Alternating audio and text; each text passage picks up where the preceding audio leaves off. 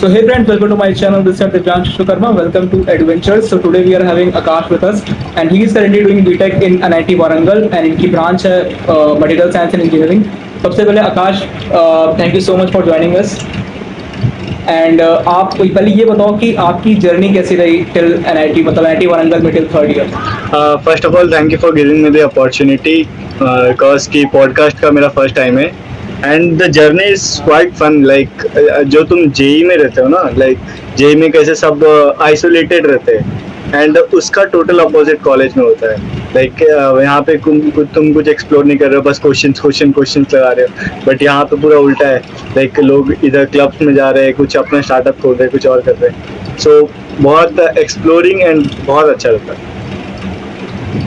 तो मतलब ये पॉडकास्ट का मेरा मोटिव है कि इस पॉडकास्ट के थ्रू हम NIT वारंगल को पूरा अच्छे से एक्सप्लोर करें एंड एक ऑनेस्ट रिव्यू जो है वो अपने ऑडियंस तक मैं बता पाऊँ. तो इसके लिए तो मैं ये अपने थोड़ा जेई टाइम के बारे में आप बताइए कि NIT वारंगल ही टू बी मोर प्रिसाइज क्यों ऐसा. फर्स्ट ऑफ ऑल सच बताओ तो NIT वारंगल मुझे सिर्फ रैंक की वजह से, क्योंकि मेरी रैंक उतनी थी तो मुझे NIT वारंगल से अच्छा बेस्ट ऑप्शन नहीं मिल रहा था. एंड अगर आप कंफर्टेबल हो तो आपकी रैंक कितनी थी? हाँ 29,000. 29,000. हाँ. तो आप कहाँ से मतलब बिलोंग करते हो? मैं बिलोंग तो बिहार से करता हूँ बट मैं अपनी स्कूलिंग एंड स्टडिंग सब मुंबई में किया हूँ. तो यहाँ से NIT वारंगल प्रेफर किया. मेरा दो मेन रीज़न था. फर्स्ट ऑफ ऑल ये टॉप 3 NITs में आता है एंड सेकेंड ऑफ ऑल कि मैं थोड़ा साउथ में जा रहा हूँ. तो मैं मोस्टली अभी तक जहाँ पे भी ट्रैवल किया हूँ, मैं बिहार ट्रैवल किया हूँ, मैं मोस्टली नॉर्थ साइड ट्रैवल किया, बट मेरा साउथ का एक्सपोजर बिल्कुल नहीं था. तो मैं बोला लेट्स ट्राई दिस. तो कैंपस लाइफ मतलब NIT वारंगल में कैसी है? कैंपस एरिया की अगर हम बात करें. हाँ, कैंपस लाइफ काफ़ी अच्छी है. मोस्टली तुम्हें कॉलेज में क्या डिफरेंट मिलता है, तुम्हारे जो फ्रेंड सर्कल्स है वो डिपेंड्स करते हैं. और कैंपस बस ऑल अराउंड फ्रेंड्स के अराउंड रिवॉल्व करता है. तो मतलब कैंपस एरिया अगर आपको पता है, हाँ, मतलब कितना है कैंपस एरिया 248 एकर्स है जिसमें मोस्टली 248. हाँ अच्छे से यूटिलाइज किया है. अभी ऐसा भी नहीं कि हमारा कैंपस बहुत बड़ा है और बहुत छोटा है. तो जो स्कूल अगर तुम्हें हॉस्टल से अपने क्लास के लिए जाना है तो तुम्हें साइकिल की भी जरूरत पड़ती है, लेकिन एट द सेम टाइम तुम्हें नहीं भी पड़ती कि तुम 10 से 15 मिनट में पहुंच जाते हो. तो जिसको लेना है वो ले लेता है, जिसको नहीं लेना नहीं लेता. बट तो मतलब 248 जो आपका कैंपस है वो पूरा ओवरऑल मतलब काफी अच्छे से डेवलप्ड है. हाँ, काफी अच्छे से डेवलप्ड है. कुछ एरियाज बचे हुए हैं अभी भी, जो PhD के डिपार्टमेंट है उसके पीछे साइड में, लेकिन मोस्टली उन्होंने बेटर यूटिलाइज की. तो एक जो मैं देखता हूँ बहुत मेजर इशू आ जाती है कनेक्टिविटी कि कितना दूर है आपका कॉलेज. तो रेलवे से कितनी कनेक्टिविटी और एयरपोर्ट से कितनी कनेक्टिविटी है? रेलवेज के से कनेक्टिविटी बढ़िया है कि बिकॉज ऑफ एयरपोर्ट से अगर लोग आते हैं तो वो उन्हें पहले हैदराबाद आना पड़ता है, फिर वहाँ से वो ट्रेन या बस कुछ भी लेके वो वारंगल आते हैं. एंड द रेलवे इसकी हमारा जो कॉलेज का नाम पड़ा ना NIT Warangal, the main station is not Warangal, the main station is Kazipet से तुम्हें कॉलेज काफी नजदीक पड़ेगा इंस्टेड ऑफ वारंगल से. Like it almost have 10 to 12 kilometre I guess, and from Kazipet it almost have 2 to 4 kilometre. तो मतलब रेलवे से भी बहुत दूर नहीं है कॉलेज, मिड सिटी के मिड में ही. हाँ. तो आपको मतलब अभी आप तो हॉस्टल में रह रहे हो अपने थर्ड ईयर, तो मतलब हॉस्टल फैसिलिटीज कैसी है, किस तरीके का मेस का फूड है उनकी, आप थोड़ा उसके बारे में बताओ. हॉस्टल फैसिलिटीज मतलब एक रूम में 2 जन रहते हैं ऑलमोस्ट. आई गेस सारे ही हॉस्टल्स में अभी ये सीन चल रहा है. एंड मे बी तुम्हें 4th ईयर में डबल सिंगल ऑक्यूपेंसी रूम मिलेगी. तो अभी जैसे मैं भी देखता हूँ कुछ कॉलेजेस में ऐसा होता है, मेरे कॉलेज में ये रूल है कि आप या तो सिंगल सीटर के लिए जा सकते हो या आप सेकंड सीटर के लिए, तो उनके लिए चॉइसेस होते हैं. तो वो ऐसा कोई मतलब उसके लिए ऐसा होता है कि जो पहले आएगा उसको अलॉट हो जाएगा या कोई पूरा प्रॉपर प्रोसीजर है उसका? नहीं, उसका प्रॉपर प्रोसीजर है. जो पहले आएगा उसको अलॉट नहीं. मतलब अगर आपको चाहिए तो आप उस सब वैसे फॉर्म मतलब फिल करो, आपको बट द ऑप्शन इज कि फर्स्ट ईयर और सेकंड ईयर में ये ऑप्शन नहीं रहता है. थर्ड ईयर का आई डोंट नो. फर्स्ट और सेकंड ईयर, फर्स्ट ईयर और सेकंड ईयर में नहीं होता है. मतलब हॉस्टल की फैसिलिटीज काफी सही है, मतलब वेल इक्विपमेंट आपका पूरा रूम है. हाँ. और मेस फूड के लिए क्या आपको मेस फूड जहाँ पे mostly mess food north Indian ही है। जैसे तुम्हें ब्रेकफास्ट कभी कभी साउथ इंडियन फूड्स मिलते हैं, लेकिन मोस्टली नॉर्थ इंडियन फूड से। तो यहाँ पे अगर कोई नॉर्थ से भी बंदा आ रहा है, कोई साउथ से भी आ रहा है, तो उससे मैनेज हो जाता है कि ऐसा फील नहीं होता कि ये हम साउथ साइड में आ गए एंड ऑल। तो मतलब अगर आप अपने हिसाब से on a scale of 10 rating देना चाहोगे तो कितना दोगे? मेस फूड को 7.5 बस। 7.5। अच्छा। तो आकाश, जैसा कि अभी आप लाइक टॉप 3 एनआईटी में पढ़ते हो, एनआईटी वारंगल जो है, तो अगर एकेडमिक्स की बात करें तो फैकल्टीज कैसी हैं एनआईटी वारंगल की? यहाँ के फैकल्टीज काफी अच्छे हैं, डिपेंडिंग अपॉन अभी फैकल्टीज पे भी डिपेंड करता है प्रोफेसर पे ना, कि कौन से प्रोफेसर कैसे किसी के साथ तुम्हारी बॉन्डिंग बैठ जाती है, किसी के साथ नहीं बैठती है। तो इट डिपेंड्स ऑन यू। तो क्या मतलब बहुत स्ट्रिक्ट प्रोफेसर हैं या आप नहीं नहीं नहीं नहीं, नहीं, वो जो तुम्हारा जेई वाला केस है ना, उसका पूरा अपोजिट रहता है college. You will experience it. अच्छा, तो मतलब अभी जैसे कि आपने बताया आपकी ब्रांच जो है वो मटेरियल साइंस इंजीनियरिंग, हाँ हाँ। तो मतलब जैसे बच्चों को लेके थोड़ा डाउट होता है कि जैसे एनआईटीज में लोअर ब्रांचेज या ये सब चीजें, तो अगर कोई बच्चा इस ब्रांच को ऑप्ट करना चाह रहा है तो मतलब आप उसको क्या बोलोगे कि क्या चीज वो मतलब होता है ना कि उसको पहले प्रिपेयर करना होता है कि वो इस ब्रांच के अकॉर्डिंग से फिट भी बैठ पाएगी नहीं, तो आप क्या कहोगे? ऐसा कुछ है कि कुछ प्री रिक्विजिट्स हैं इस ब्रांच के लिए जो बच्चे को करने चाहिए? ऐसे तो कुछ है नहीं कि प्री रिक्विजिट की वो पहले से पढ़ के आए, कि ऑलमोस्ट हमने जो भी पढ़ा था सब सेम ही सिलेबस था। और द सीन इज कि मेरा कोई पर्टिकुलर रीजन नहीं था इस ब्रांच को देने का। मेरा ये सीन था कि मैं किसी लोअर एनआईटीज के टॉप ब्रांच से अच्छा किसी टॉप एनआईटीज के लोअर ब्रांच में लूंगा, जिससे मैं 3rd ईयर या 4th ईयर में जाके मैं कोडिंग सीख के मैं अच्छी प्लेसमेंट ले सकूँ। मेरा भी ये सीन था and in future I guess यही सीन है अब। तो अभी मैं थोड़ा पॉज करना चाहूंगा आपको, तो यहाँ से मतलब ये चीज़ एक इम्पॉर्टेंट हमें मिल रही है सीख कि हमें हमेशा टॉप ब्रांच को प्रेफर करना चाहिए। हाँ, क्योंकि ओवरऑल जो कि तुम्हें उस ब्रांच में इंटरेस्ट है। जैसे काफी लोग का प्रीवियस कंप्यूटर साइंस का बैकग्राउंड होता है ना, कि उन्हें पहले से ही उसमें इंटरेस्ट है, पहले से कोडिंग में इंटरेस्ट है, तो तुम्हें कोडिंग ज्यादा प्रेफर करनी चाहिए। ऑफ कोर्स तुम्हें उसमें एज मिलेगा। तो मतलब यही है कि अगर किसी बच्चे को स्टेट गवर्नमेंट कॉलेज में सीएस मिल रही है, किसी एनआईटी में लोअर ब्रांच मिल रही है, तो आपके अकॉर्डिंग क्या होना चाहिए?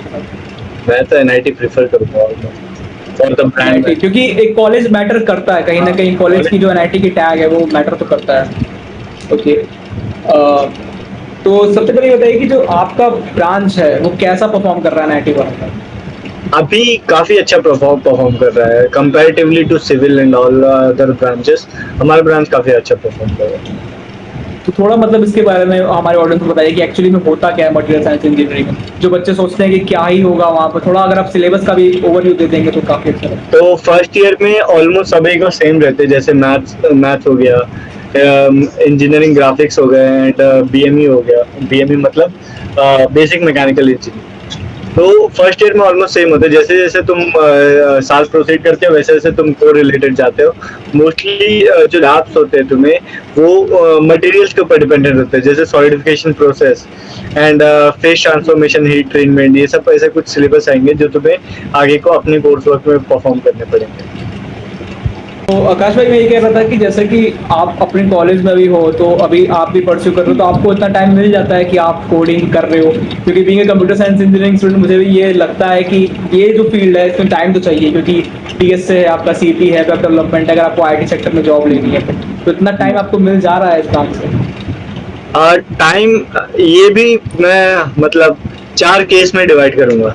जैसे अभी जैसे तुम्हारा सेमेस्टर स्टार्ट होता है, ठीक है, तो सेमेस्टर की स्टार्टिंग में कोर्स थोड़ा लाइट चलता है कि उतना वो नहीं हेक्टिक नहीं हो रहा है। तो धीरे धीरे तुम्हें उस पीरियड में ना जितना अपना आउटपुट निकाल सकते हो उस पीरियड से उतना निकाल लो। फिर जैसे जैसे एग्जाम्स आते हैं वैसे वैसे टाइम का फ्रेम कम होता है। तो मतलब ये चीज है कि आप इस सिलेबस को अगर आप मतलब एग्जाम के 1 वीक पहले भी आप चालू कर रहे हो तो आप मोस्टली कवर कर लोगे, ऐसा कुछ नहीं? हाँ, आप कवर कर दोगे। यहाँ पे बच्चे एक रात पहले ही खत्म करते हैं। तो बच्चों को थोड़ा ये भी डाउट आता है कि अगर वो ऐसे लोअर ब्रांचेस ले लेंगे तो वो मतलब आईटी सेक्टर्स कंपनी के इंटरव्यू में नहीं बैठ पाएंगे, ऐसा कुछ भी होता है क्या? नहीं नहीं, ऐसा ऐसा कुछ नहीं है। जहाँ तक मेरे सीनियर्स ने अभी तक इंटरव्यू दिया and जिनका प्लेसमेंट लगा, उनसे भी मैंने बात किया इस चीज़ के बारे में, बट उन्होंने कहा या मोस्टली कंपनी से ये क्राइटेरिया नहीं रखते कि ये वाले ब्रांचेस नहीं होंगे, ये वाले ब्रांचेस होंगे, लेकिन जो है वो है। फिर भी मतलब जहाँ तक मैं जानता हूँ कुछ कंपनी जैसा रख देते हैं क्राइटेरिया, बट मोस्टली नहीं रखते हैं, तो हमें ऐसा कुछ बहुत चिंता करने की जरूरत नहीं है उसके बारे में। हाँ, तो मतलब अभी हम बात कर रहे हैं आईटी वारंगल की, तो ऑब्वियसली प्लेसमेंट्स की हम बात जरूर करेंगे। तो कैसा चल रहा है अभी प्लेसमेंट्स आईटी वारंगल, बिकॉज ये रिसेशन पीरियड भी है, तो काफी ज्यादा आईटी बॉम्बे तक की प्लेसमेंट ड्रॉप हुई है, तो एनआईटी वारंगल में क्या सीन है? रिसेशन पीरियड तो हिट किया है, लेकिन the scene is NIT Warangal का प्लेसमेंट फिर भी काफी अच्छा है। अच्छा, comparatively to all other NITs, इसके से मोस्टली लोग एनआईटी वारंगल को प्रेफर करते हैं।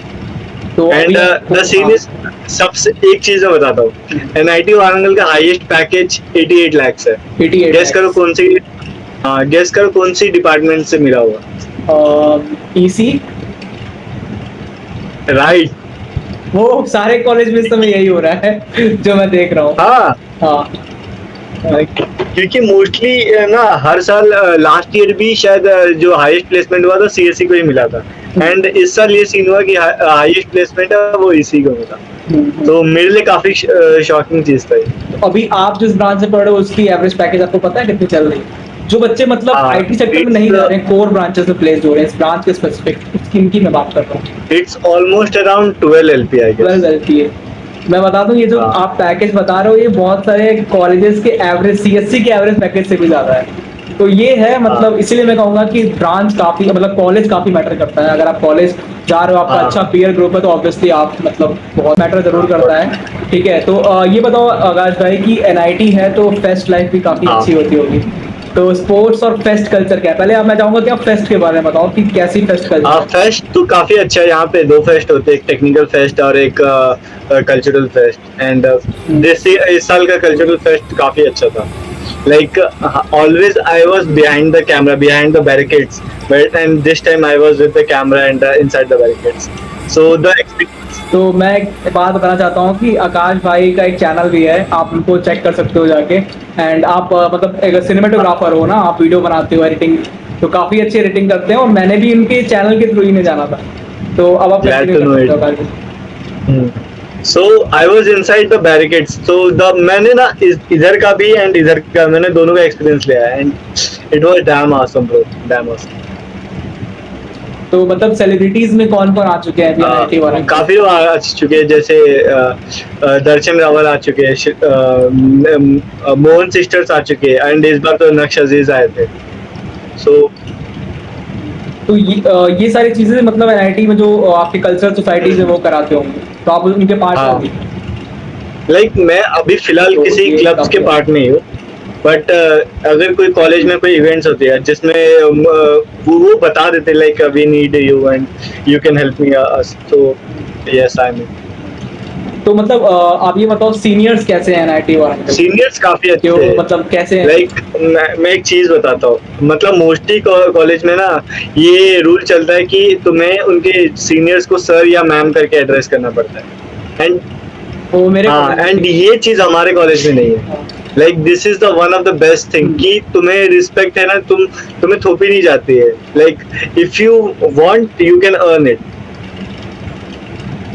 नहीं, मैं ये चीज देखा हूँ कि बहुत इवन ये आईआईटीज में भी ये हाँ, नहीं है। जो आप छोटे कॉलेजेस देख रहे हो उन्हीं में ये सब चीजें ज्यादा चल रही हैं। कुछ एनआईटीज में है, कुछ आईआईटीज में है, बट मोस्टली आईआईटीज में चीजें नहीं होती हैं। तो मतलब आप भैया बोल रहे हाँ, हैं। भैया ही बोलते हैं मोस्टली लोग, क्योंकि भैया वो जीतू भैया बोलते हैं ना कि थोड़ा कनेक्ट फील होता है। हाँ, रिलेट हाँ। करता है। हाँ, सही बात है।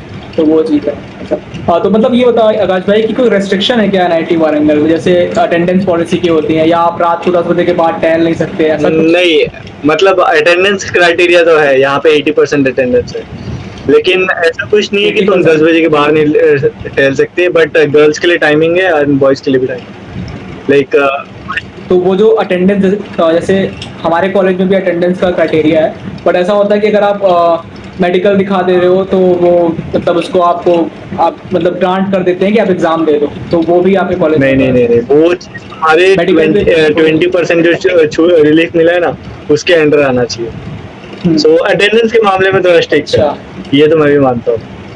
तो मतलब डिटेन लिस्ट आती है, तो लिटरली अगर आप डिटेन हो जा रहे हो तो आप एग्जाम नहीं दे पाओगे, मतलब ऐसा। ये it depend upon the professor कि कोई कोई ऐसा करते हैं कि लास्ट मोमेंट अगर ऐसा कोई सिचुएशन है तो वो प्रोफेसर के पास जाके रिक्वेस्ट करते हैं एंड प्रोफेसर की मर्जी रही तो वो आपको अलाउ कर देता है। कोई कोई कर देते, कोई कोई नहीं करते।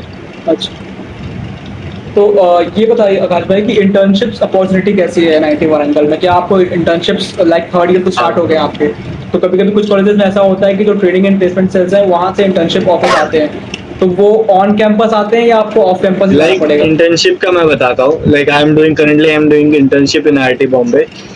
सो द सीन, अच्छा, आईटी हाँ, बॉम्बे। तो द सीन, तो मतलब किस अगर आप बताना चाहें तो किस ब्रांच में, मतलब किस फील्ड नहीं नहीं, आई am doing a research internship like in mechanical department. Research mechanical department. Okay, हाँ आप कंटिन्यू। सो द केसेस के सेकेंड ईयर में ना आपको कंपलसरी, सेकेंड ईयर की जो वैकेशन रहते हैं उसमें आपको कंपलसरी इंटर्नशिप करना रहता है कि वो कोर्स वर्क में इंक्लूडेड है। तो उसके थ्रू, हाँ उसके थ्रू मैंने अप्लाई किया, then cold DMs and all, फिर उसके बाद मुझे इंटर्नशिप मिली आईआईटी बॉम्बे। तो ये इंटर्नशिप अगर कोई ऐसा बंदा करना चाहे जो आईआईटी वारंगल का नहीं है, तो क्या ये खाली कॉलेज के लिए आता है नहीं अपॉर्चुनिटी? नहीं, ये सारे बच्चे अप्लाई कर सकते हैं, बट इट डिपेंड। अभी प्रोफेसर के पास 4 मेल जाएंगे, उसमें वो दिखेगा ना कौन सा कॉलेज है। तो इस पॉइंट में कॉलेज मैटर कर जाता है।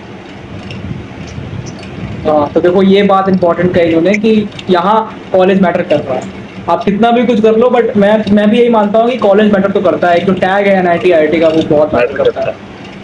हाँ, तो मतलब आप ये बताओ कि जैसे जो पीएसयूज हैं, जो भेल हो गई या फिर अदर पीएसयूज हैं, तो कॉलेज विजिट करती है एनआईटी वाले? हाँ काफी करती है, बट काफी नहीं करती है। अच्छा, मतलब बहुत अच्छा इनका रिकॉर्ड हाँ, कर सकते हैं एनआईटी हाँ। वाले। तो आकाश भाई ये बताओ कि क्या कोई लिमिटेशन है आपके मतलब हिसाब से एनआईटी वारंगल की? क्योंकि अगर हम देखें टॉप 3 एनआईटी है, तो ऑब्वियसली इसके ऊपर एज अ पॉडकास्ट नीडेड तो नहीं था, क्योंकि सब जानते हैं कि बहुत अच्छी फैसिलिटी होगी। तो कोई लिमिटेशन जो आप सोचते हो एनआईटी वारंगल के अंदर है? एनआईटी वारंगल के अंदर मेरे को एक अटेंडेंस का लिमिटेशन लगता है, बाकी तो बाकी सब चिल ही है। जो हर कॉलेज में होता है वही कॉलेज में है, लेकिन अटेंडेंस का कुछ नहीं कर सकते। इट्स लाइक सिर्फ बिट्स पिलाने में अटेंडेंस का थोड़ा रिलीफ है, बाकी हर कॉलेज में सेम। अब बिट्स पिलाने में तो ऐसा है कि शायद वो 1 साल का लीव दे देते हो और स्टार्टअप के लिए, अगर आपको आइडिया है तो। आई थिंक अब आकाश भाई ये बताओ कि एनआईटी वारंगल को क्या ऐसी चीजें जो टॉप 3 एनआईटी बना देता है आपके हिसाब से? उसके कल्चर मोस्टली, लाइक कल्चर हो गए, मतलब कल्चर। कॉलेज को अच्छा क्या बनाता है, कॉलेज के लोग। सो यहाँ पे प्लेसमेंट्स फेस्ट्स काफी अच्छे हैं, इसकी वजह से मुझे लगता है एनआईटी वारंगल टॉप 3 है। और मतलब आपको कुछ स्कॉलरशिप का आइडिया है कि जैसे कोई बच्चा जो फाइनेंशियल सिक्योर्ड नहीं है तो उसके लिए स्कॉलरशिप्स अवेलेबल है? यहाँ पे कॉलेज में स्कॉलरशिप्स अवेलेबल है, and the main scene is कि आपको ना डीन हर ऐसा कुछ आता है ना कि अभी एक स्कॉलरशिप है FEF है, ठीक है, तो डीन आप सभी स्टूडेंट्स को मेल कर देता है लाइक दिस स्कॉलरशिप ओपन है, जो एलिजिबल बच्चे वो अप्लाई कर सकते हैं। सो जो अवेयरनेस का जो चीज है ना वो एडमिनिस्ट्रेशन खुद ही कर रहा है। एंड वो जो हाँ इनकम सर्टिफिकेट वाला स्कॉलरशिप तो जो हर कॉलेज में अप्लाई होता है वो हमारे कॉलेज में भी अप्लाई होता है। अगर आपकी इनकम 1 लाख से कम है तो आपका ट्यूशन फीस माफ हो जाता है, जिससे काफी राहत मिल जाती है लोग। हाँ वो तो है। तो मतलब अगर कोई बच्चा फाइनेंशियली सिक्योर्ड नहीं भी है तो उसके लिए भी सारी चीज़ें वहाँ अवेलेबल है। अच्छा, एक चीज़ मैं पूछना चाहूँगा कि एनआईटी वारंगल के आसपास के लोकेशंस कैसे हैं? मतलब काफ़ी अगर आउटर साइड में तो ये कॉलेज लेना है, कैसा सिटी है आसपास ये बताओ। इट्स लाइक अच्छा ही है। आसपास के लोकेशन 2-3 घूमने वाली जगह लाइक टेम्पल्स हो गए, and if you want you can go Hyderabad. It's like कि 4 आवर्स का रास्ता है वहाँ से, 4 आवर्स तक। इट्स मतलब मैं आखिर वैसे सॉर्टेड है। सो मुझे तो थोड़ा वो लगता ही होगा कि लाइक कहाँ आ गया एंड ऑल, बट ठीक है। हाँ वो मैं समझ रहा हूँ। मतलब सब कुछ सॉर्टेड है, कोई ऐसा दिक्कत है नहीं एनआईटी वारंगल। अच्छा, एक लास्ट चीज़ मैं ये पूछना चाहूँगा कि हमारे चैनल पर जो जितने लोग हैं वो सारे के सारे जेईई एस्पिरेंट हैं, तो अभी वो सारे लोग भी एक कॉलेजेस ढूंढ रहे हैं। ऑब्वियसली सबकी अच्छी रैंक नहीं आती, किसी की खराब रैंक आई, किसी की अच्छी रैंक आई। तो आप क्या गाइड करना चाहोगे उन जेईई एस्पिरेंट्स को जो अभी एक अच्छे कॉलेज को ढूंढ रहे हैं? पहले तुम खुद डिसाइड करो कॉलेज चाहिए या ब्रांच चाहिए। अगर तुम्हें उस ब्रांच में इंटरेस्ट है, तुमने पहले से कुछ किया है, तो ब्रांच प्रेफर करो या तो कॉलेज प्रेफर करो। सेकंड चीज। एंड कोई भी अगर ब्रांच सेलेक्ट कर रहा है ना, समझ लो कोई भी कॉलेज के लोअर ब्रांच से, उसके पहले एक बार सिलेबस गो थ्रू कर लो कि कोई भी ऐसा सब्जेक्ट है जो तुम्हें जेई में नहीं पसंद आ रहा था, एंड वही सब्जेक्ट के ऊपर बेस्ड अगर बायोलॉजी है, बायोटेक्नोलॉजी मोस्टली स्टूडेंट प्रेफर करते हैं ना, अगर लोअर ब्रांच भी चाहिए रहती है टॉप कॉलेजेस के, तो उसके सिलेबस को एक बार गो थ्रू कर लो। अगर तुम्हें जम रहा है वो चीज and you think you can do it, so you take it. That was all for NIT Warangal and thank you so much आकाश भाई for joining us। और काफ़ी अच्छा लगा ये पॉडकास्ट करके मुझे आपके साथ, काफ़ी बातें करी हमने NIT वारंगल के ऊपर। Thank you so much for joining us. Thank you for giving me opportunity. Thank you.